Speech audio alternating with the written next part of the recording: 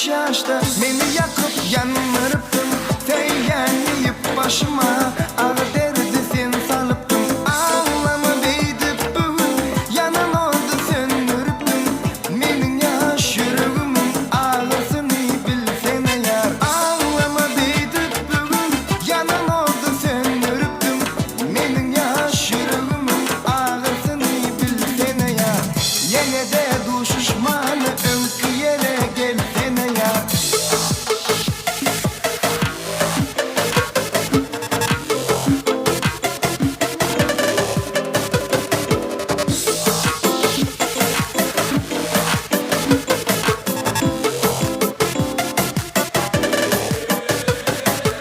Seni gittin giyin cahana, meni canım senin bilen.